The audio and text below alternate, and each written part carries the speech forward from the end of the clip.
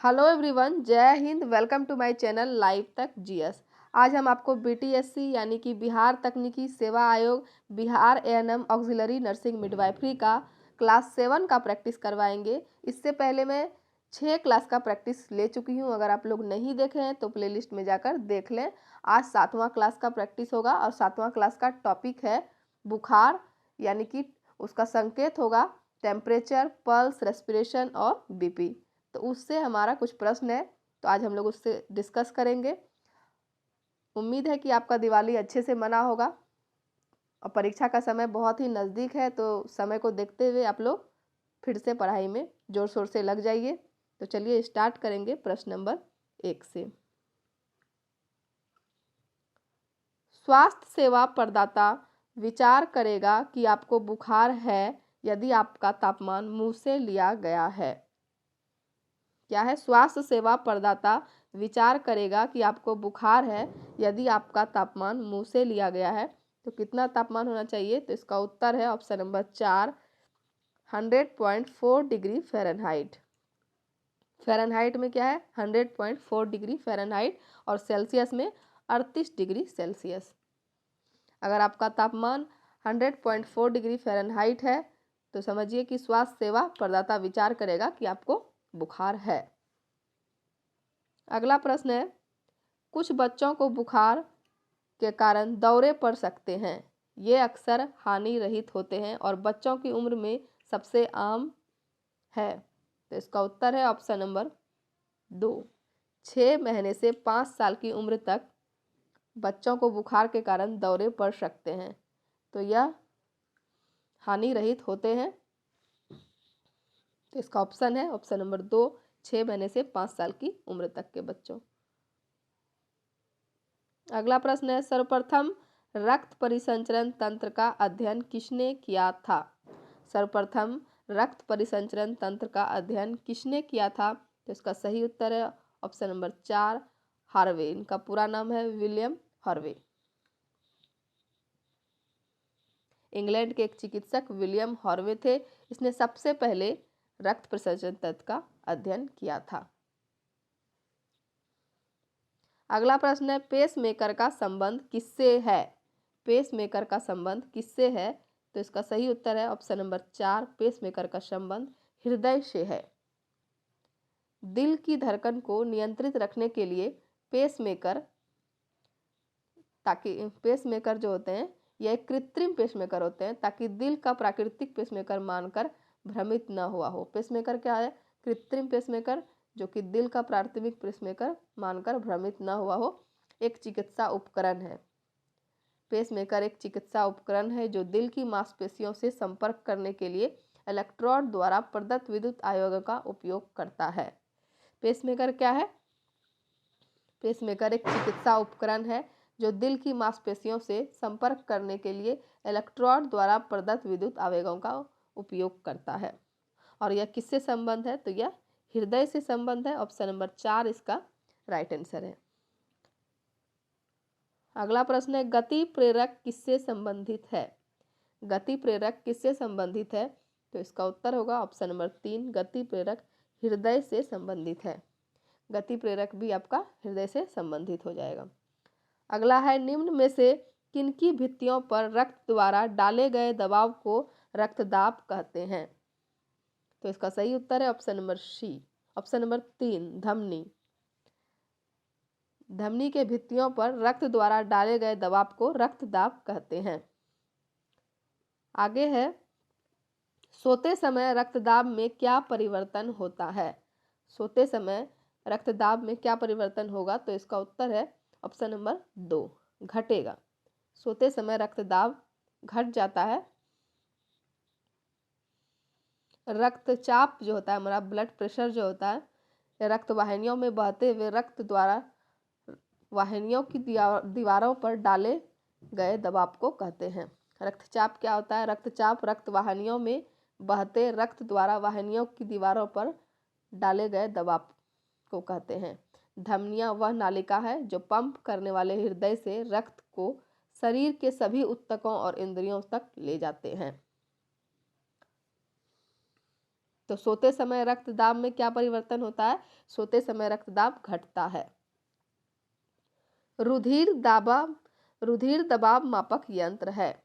रुधिर दबाव मापक यंत्र क्या है? तो इसका उत्तर होगा ऑप्शन नंबर 3, स्फिग्मोमेनोमीटर। रुधिर दबाव मापक यंत्र है स्फिग्मोमेनोमीटर। रक्तचाप को मापने वाले यंत्र को रक्तचाप मापी या स्फिग्मोमेनोमीटर कहते हैं। आगे है, लबडब लबडब आवाज निम्न में से किस अंग से संबंधित है? लबडब लबडब आवाज निम्न में से किस अंग से संबंधित है? तो इसका सही उत्तर है ऑप्शन नंबर 3, हृदय। हृदय से संबंधित है लबडब लबडब की आवाज। मनुष्य के शरीर में हृदय को एक बार धड़कने के लिए कितना समय लगता है? तो इसका उत्तर है ऑप्शन नंबर 4, 0.8 सेकंड। मनुष्य के शरीर में हृदय को एक बार धड़कने के लिए 0.8 सेकंड समय लगता है। औसतन मानव हृदय 1 मिनट में 72 बार धड़कता है, जो एक जीवन काल में 2.5 अरब बार धड़कता है। मनुष्य का दिल 1 मिनट में 70 मिलीमीटर रक्त पंप करता है और एक दिन में 7600 लीटर तथा अपने जीवन काल में 200 मिलियन लीटर रक्त पंप करता है। तो मनुष्य के शरीर में हृदय को एक बार धड़कने के लिए 0.8 सेकंड समय लगता है। ऑप्शन नंबर 4 इसका करेक्ट आंसर होगा। स्वस्थ मनुष्य में प्रति मिनट हृदय धड़कता है। प्रति मिनट कितना धड़कता है स्वस्थ मनुष्य में? तो इसका सही उत्तर है ऑप्शन नंबर 3, 72 बार स्वस्थ मनुष्य में प्रति मिनट हृदय धड़कता है।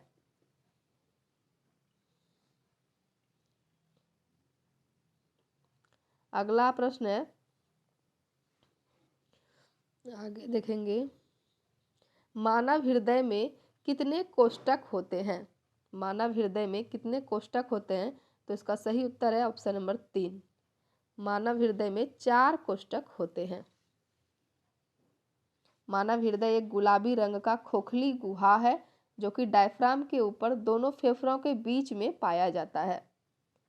कहाँ पाया जाता है? डायफ्राम के ऊपर दोनों फेफड़ों के बीच में मानव हृदय पाया जाता है, जो कि गुलाबी रंग का होता है और यह लगभग 12 सेंटीमीटर लंबा तथा 9 सेंटीमीटर चौड़ा होता है। हृदय का लंबाई और चौड़ाई कितना है? 12 सेंटीमीटर लंबाई और 9 सेंटीमीटर चौड़ाई। इसका भार लगभग 300 ग्राम होता है। हृदय का भार कितना होता है? 300 ग्राम। इसके चारों तरफ का आवरण पेरिकार्डियम कहलाता है। मानव हृदय 4 भागों में बांटा गया है। इसमें 2 अलिंद और 2 निलय होता है। तो पूछा जाएगा मानव हृदय में कितने कोष्ठक है? तो क्या बोलेंगे? 4 कोष्ठक होते हैं, 2 अलिंद और 2 निलय। ऑप्शन नंबर 3 इसका करेक्ट आंसर। नाड़ी दर कहाँ से मापा जाता है? क्या है? नाड़ी दर कहाँ से मापा जाता है? तो इसका सही उत्तर है ऑप्शन नंबर 2, धमनी से नाड़ी दर मापा जाता है। नाड़ी की धड़कन को शरीर के कई स्थानों पर अनुभव किया जा सकता है। किसी धमनी को उसके पास की हड्डी पर दबाकर नाड़ी की धड़कन को महसूस किया जा सकता है। अगला प्रश्न है, स्वस्थ मनुष्य का रक्तचाप होता है। स्वस्थ मनुष्य का कितना रक्तचाप होता है? तो इसका सही उत्तर है ऑप्शन नंबर 1, 120 mm व 80 mm। तो इसका प्रश्न नंबर 1 जो है, क्वेश्चन नंबर ऑप्शन नंबर 1 जो है इसका राइट आंसर होगा। स्वस्थ मनुष्य का रक्तचाप 120 mm व 80 mm होता है। सामान्य डायस्टोलिक रक्तचाप पारा के 60 से 80 मिलीमीटर के बीच होता है और एक स्वस्थ वयस्क व्यक्ति के रक्तचाप पारा का 80 और 120 मिलीमीटर के बीच होता है। तो सही उत्तर है ऑप्शन नंबर 1। दौड़ लगाते समय मनुष्य का रक्तचाप क्या हो जाएगा? दौड़ लगाते समय मनुष्य का रक्तचाप बढ़ जाता है। ऑप्शन नंबर 1 इसका सही उत्तर है। आगे है, शरीर की विशालतम धमनी है। शरीर की विशालतम धमनी कौन सा होगा? तो इसका उत्तर है ऑप्शन नंबर 2 एरोटा। शरीर की विशालतम धमनी एरोटा है। महाधमनी एओर्टा शरीर की सबसे बड़ी तथा मुख्य धमनी है जो हृदय के बाएं निलय से आरंभ होता है तथा जिससे वह ऑक्सीजन मिश्रित रक्त सारे शरीर को ऊतकों में संचारण करता है। तो सबसे विशालतम धमनी एरोटा होगा। इसका ऑप्शन नंबर 2 जो है करेक्ट आंसर है। एक वयस्क में रक्त का औसत आयतन होता है। एक वयस्क में रक्त का औसत आयतन कितना होगा? तो इसका उत्तर है ऑप्शन नंबर 3 5 से 6 लीटर। 5 से 6 लीटर रक्त का औसत आयतन होता है। आगे है सामान्य ज्वर का मान कितना होता है? सामान्य ज्वर का मान कितना होता है? तो इसका उत्तर है ऑप्शन नंबर 1 98 डिग्री फ़ारेनहाइट से 100 डिग्री फ़ारेनहाइट। सामान्य ज्वर का मान 98 से 100 डिग्री फ़ारेनहाइट होता है। ज्वर एक चिकित्सीय स्थिति है जो 98 से 100 डिग्री फ़ारेनहाइट की सामान्य सीमा से ऊपर शरीर के तापमान में वृद्धि की विशेषता होती है। इसे चिकित्सीय रूप से पायरेक्सिया या हाइपरथर्मिया के रूप में जाना जाता है। ज्वर बच्चों और वयस्कों दोनों में होता है और इसे चिकित्सीय रूप से क्या कहते हैं? पायरेक्सिया या हाइपरथर्मिया के रूप में जाना जाता है। आगे है ज्वर के निम्नलिखित लक्षण में से असंगत लक्षण है। ज्वर के निम्नलिखित लक्षण में से असंगत लक्षण है तो इसका सही उत्तर है ऑप्शन नंबर 4 मोटापा। मोटापा जो है यह असंगत है। बुखार के प्रमुख कारणों के में कान का संक्रमण, फेफड़ों का संक्रमण, मूत्राशय का संक्रमण माना जाता है। इसके अलावा विषाक्त भोजन, खून के थक्के, घटक, ट्यूमर और तेज धूप या गर्मी की थकावट भी प्रमुख कारणों में माना जाता है। लेकिन ये मोटापा जो है यह असंगत लक्षण है। ज्वर के प्रमुख कारण है, इसमें होगा ऑप्शन नंबर 4 इसका सही उत्तर होगा उपरोक्त सभी। ज्वर के कारण है कान का संक्रमण, मूत्राशय का संक्रमण और फेफड़े का संक्रमण। यह तीनों के कारण से ज्वर हो सकता है, बुखार हो सकता है, इसलिए इसका उत्तर होगा ऑप्शन नंबर 4 उपरोक्त सभी। आगे है नारी से क्या तात्पर्य है? नारी से क्या तात्पर्य है? तो इसका उत्तर है ऑप्शन नंबर 1 वाहिकाओं को नारी कहते हैं। शरीर के अंदर विविध पदार्थों एवं संवेदी सूचनाओं का एक स्थान से दूसरे स्थान को लाने एवं ले जाने वाली वाहिकाओं को नाड़ी कहते हैं। प्रमुख नाड़ियों की संख्या कितनी है? प्रमुख नाड़ियों की संख्या कितनी होती है? तो इसका उत्तर है ऑप्शन नंबर 4 14 होती है। नाड़ियों की संख्या 14 होती है। नाड़ियों की संख्या समूचे शरीर में 3.5 लाख होती है किंतु उनमें प्रधानता मात्र 14 की होती है। प्रमुख नाड़ियों में कौन सी नाड़ी प्रमुख नहीं है? प्रमुख नाड़ियों में कौन सी नाड़ी प्रमुख नहीं है? तो ऑप्शन नंबर 3 जो गंधारी नाड़ी है यह प्रमुख नाड़ी नहीं है। तो इसका उत्तर है ऑप्शन नंबर 3। 14 नाड़ियों में इंगला, पिंगला और सुषुम्ना 3 नाड़ियां प्रधान होती है। इंगला, सुषुम्ना और पिंगला प्रधान होती है, लेकिन यह गंधारी जो है यह प्रमुख नाड़ी नहीं होती है। आगे देखेंगे कौन सी नाड़ी ऋणात्मक ऊर्जा का प्रवाह करती है? कौन सी नाड़ी ऋणात्मक ऊर्जा का प्रवाह करती है?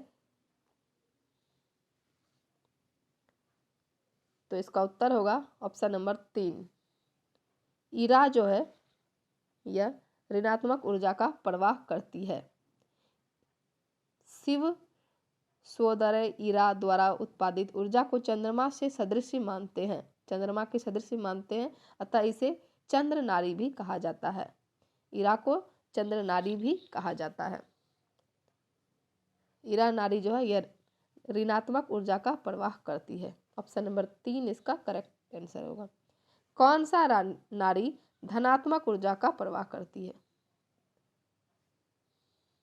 तो इसका सही उत्तर होगा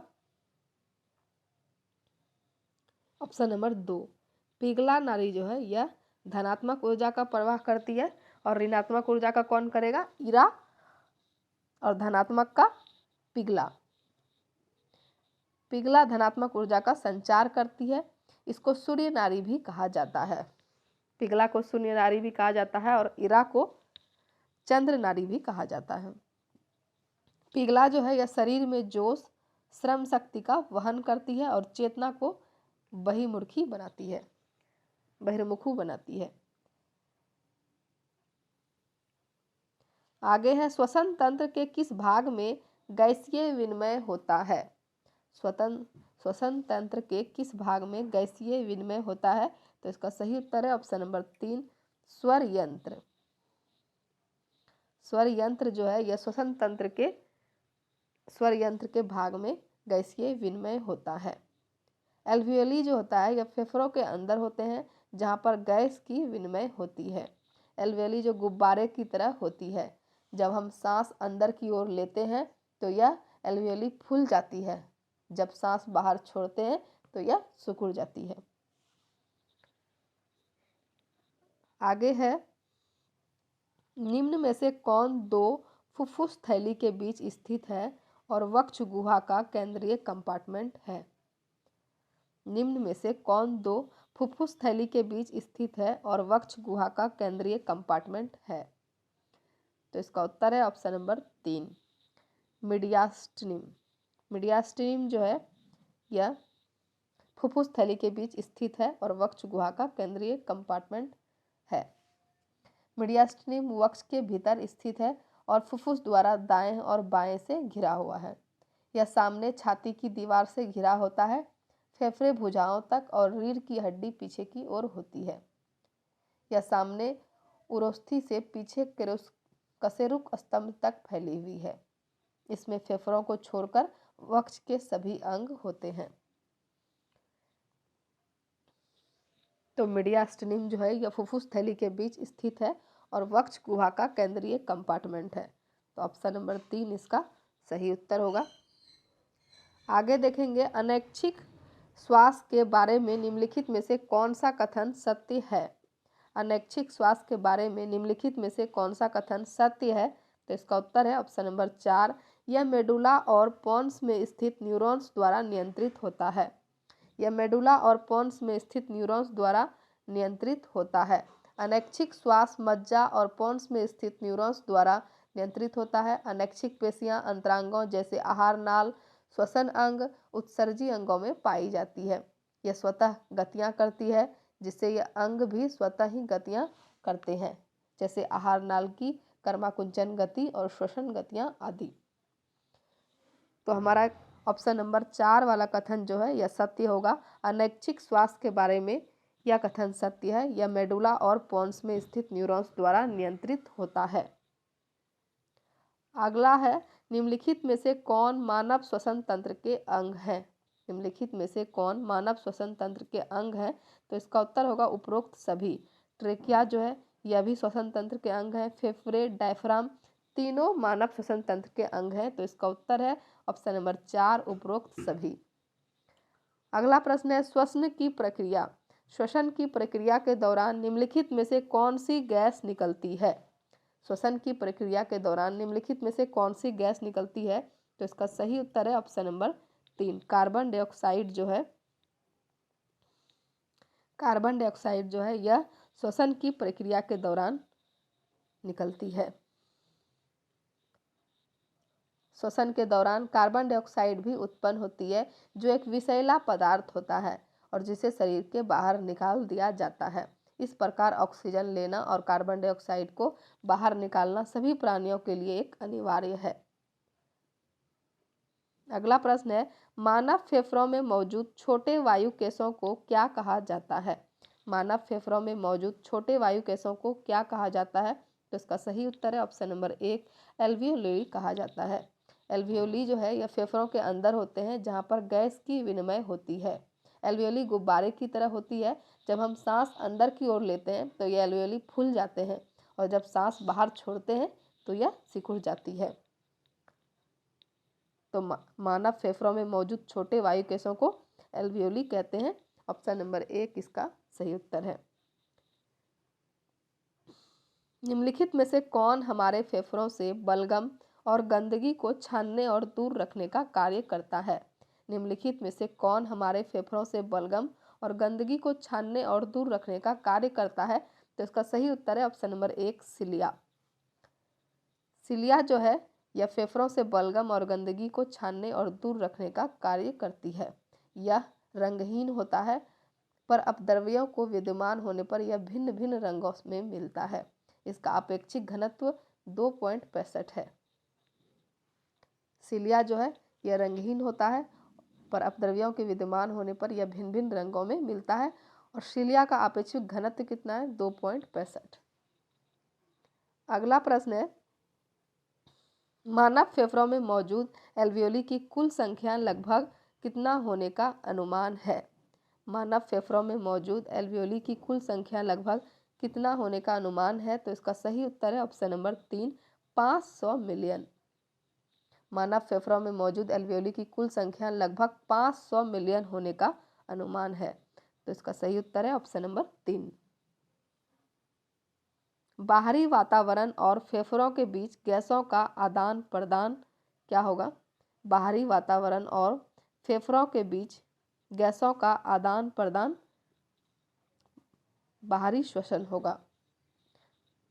बाहरी श्वसन सांस लेने की प्रक्रिया है। इसमें गैसों की सांस लेना और सांस छोड़ना शामिल है। आंतरिक श्वसन में रक्त और शरीर की कोशिकाओं के बीच गैस विनिमय होता है।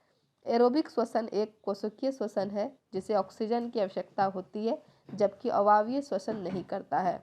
श्वास नली एपिग्लोटिस द्वारा कवर किया गया है।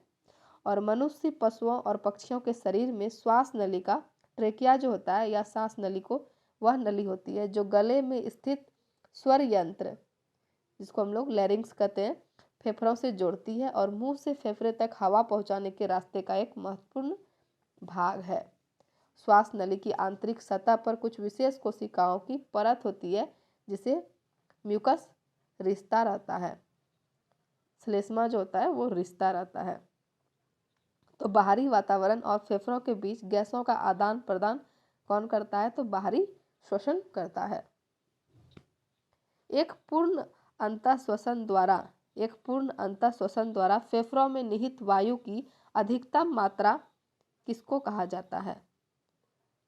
एक पूर्ण अंतःश्वसन द्वारा फेफड़े में निहित वायु की अधिकतम मात्रा कुल फेफड़ों की क्षमता को कहा जाता है। Option number 4। ऑप्शन नंबर 4 जो है इसका सही उत्तर होगा। एक पूर्ण अंतःश्वसन द्वारा फेफड़े में निहित वायु की अधिकतम मात्रा को कुल फेफड़ों की क्षमता कहा जाता है। तो चलिए यह हमारा लास्ट प्रश्न था। वीडियो समाप्त करते हैं। आशा करते हैं कि वीडियो आपको देखने में अच्छा लगा हो।